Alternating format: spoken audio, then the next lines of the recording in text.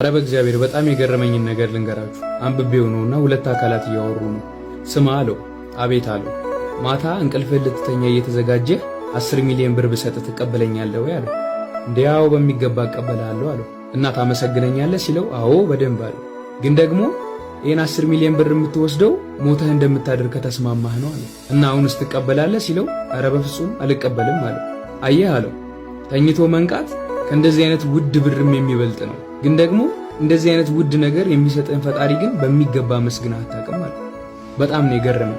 የሚገርማችሁ ነገር ተኝቶ መንቃት እግዚአብሔር ብቻ ሊሰጠው የሚችል ውድ ነገር፣ የማይተመን ዋጋ ነው። መብላት፣ ጤናማ መሆን፣ መራመድ፣ እነዚህ አይነት ነገሮች ከእግዚአብሔር የሚገኙ ብቻ ውድ ስጦታዎች ናቸው።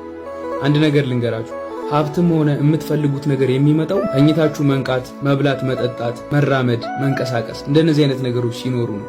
ሀብታም የሆኑ ሰዎች ብሩን ሊያመጡ የቻሉት እንደነዚህ አይነት ስጦታዎችን እግዚአብሔር መጀመሪያ ስለሰጣቸው። ስለዚህ እግዚአብሔር ለህይወታችሁ የሰጣችሁ ከገንዘብ የሚበልጥ በጣም ውድ ነገር አላችሁ። እግዚአብሔርን እናመስግነው። ያለንን ነገር ብንመለከት በጣም ጥሩ ነው። ተባረኩ።